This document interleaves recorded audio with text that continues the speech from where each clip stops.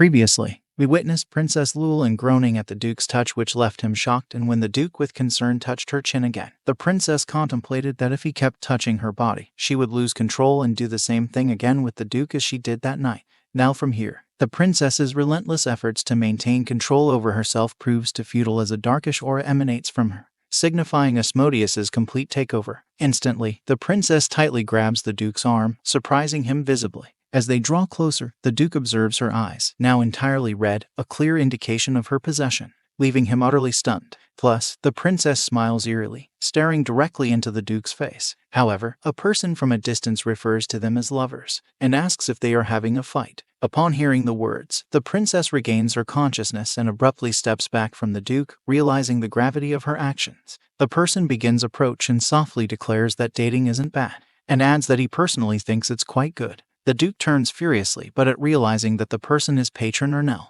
he quickly withdraws his hand from the princess. The Duke questions why Ernell, who he thought came just to bless him and leave, is still present. To this, Ernell explains he came to see the Duke but apologizes for his unintentional involvement in their love quarrel. The mention of lover fight annoyed the princess. In response, she declares, referring to him as father, that there is no relationship between her and the Duke. Ernell playfully gazes at the upset Duke and remarks that he believes he arrived at a critical moment. He quickly dashes between them and suggests the princess to join him for tea alone, as he brought some quality tea leaves, leaving the princess no choice but to agree with him. Ernell then looks back at the Duke with a conspiratorial expression on his face, and takes his leave with the princess. Dear viewers, I apologize for the interruption. If you haven't watched the previous segment, I recommend checking it out to avoid confusion with the plot. The playlist is pinned at the end of this video. And if you enjoy my content and want more, please subscribe to help us reach 1,000 subscribers. Now, let's dive back into the story. After a while, Arnell opens the door to his room and graciously invites the princess to enter first.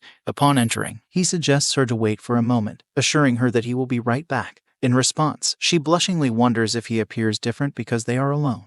Moreover, observing his expression while making tea, she notes that he appears more radiant than beautiful women. And, if he was not a priest but a commoner or a nobleman, he could have become a significant social figure or even the king of society. Plus, she ponders if it's embarrassing to be called a lady in front of him and thanks God for making him a priest and by sparing the female community from a potential adversary. Noticing her gaze, he gives her a sweet smile, which makes her curse to react and leaving her in a dilemma as she cannot appear in front of Ernell the way she did last time.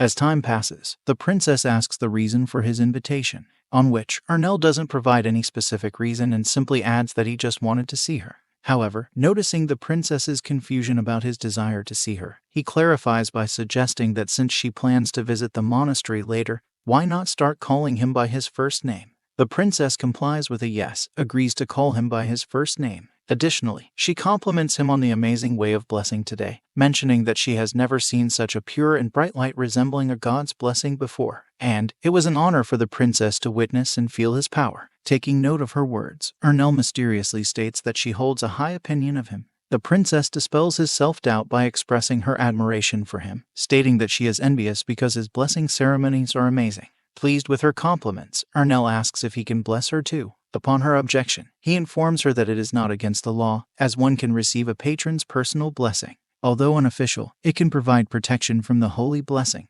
Yet, on asking that is it okay for him to perform the blessing again in a short time because no matter how powerful the father is, he has to rest after every blessing he gives. Affirming her points, he reveals his secret of being the strongest among all the priests, and capable of providing blessings to anyone at any time.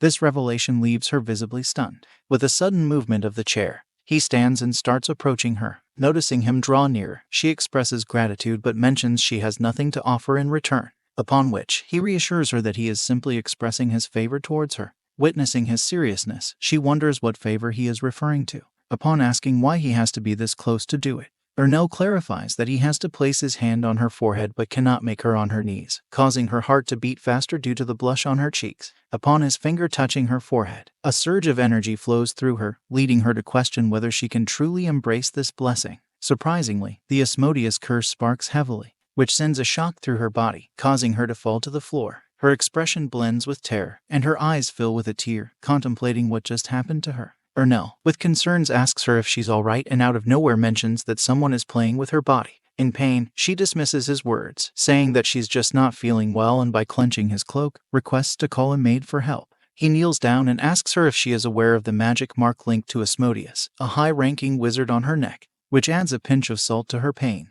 By holding her hand, he announces that the mark is a curse of lust. Furthermore, he adds that this curse can only be calmed down by engaging physically with a man. Unable to endure the pain in her heart, the princess contemplates that she doesn't care anymore and is willing to engage with any man, including Arnell. Upon realizing her actions, she withdraws her hands from him, contemplating that she cannot engage with this man at any cost. Surprisingly, Arnell states that he can help her with this matter and adds that she doesn't need a maid, because he is going to help her with everything. Upon hearing the word everything, she contemplates what he means by offering his help. At understanding that his intention is to assist her in pacifying the curse through engaging physically with her, she vehemently refuses him, stating loudly how something vulgar like this could be in the mind of a priest, and declares that she will never engage with him physically. After a brief silence, he asks her if she is aware of her current condition because the blessing he gave her is in conflict with the curse inside her body. He observes that she might lose her mind instinctively, much like a beast. She rises from the floor with tears on her face, contemplating that she will not listen to Arnell's words by suggesting herself to get out of here. In an instant, Arnell grabs her and declares that she will be in danger if she leaves now. In response, she asks with heavy breaths why he insists on doing it with her and expresses concern about becoming a burden to him. Despite her worsening condition, she silently worries about the potential discrimination Arnell might face if he sleeps with a royal woman like her, and suggests herself to find someone else to do it. Noting the word burden, he states that he does not feel forced to do it. By placing his hand on her cheek, he reassures her that he cares for her and promises to make things easier for her, because he is not hesitant to engage with a woman like her, which leaves her visually stunned. She shouts on him, asking about how a priest can intimate with a woman. In response, Arnell reveals his secret that the leader of the Holy Land is his actual father. Arnell is aware that a priest is supposed to refrain from all sexual acts. However, since his father breaks the rule by being romantically involved with a woman, it implies that his son can do the same. Upon learning that Arnell is the Pope's hidden son, she freezes in shock at the revelation.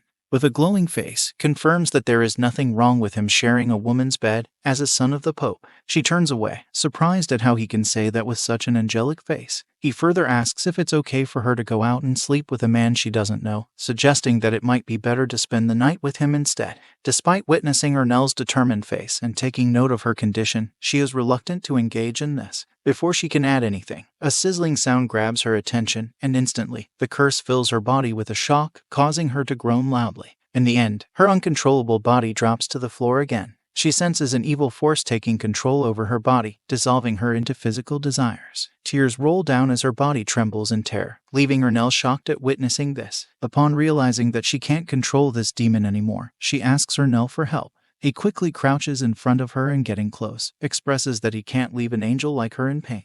Plus, he gently kisses her forehead. He then grabs her chin, and both realizing what to do next, they again kiss each other passionately.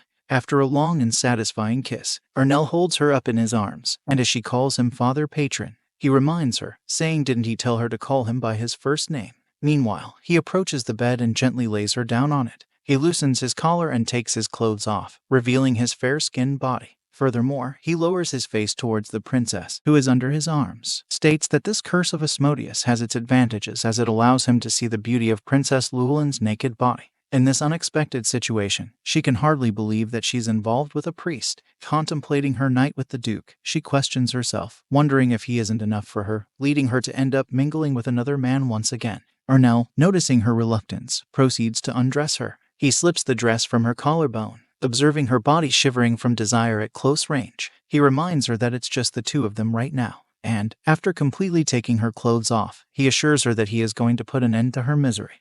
As we wrap up today's segment, thank you for being with us until the very end. I'll be sharing fresh videos of this manga and exciting new series every weekend. Your support is invaluable, so please subscribe and hit the notification bell to stay updated. Your encouragement keeps the channel thriving, and I appreciate it immensely. Until next time, take care and goodbye.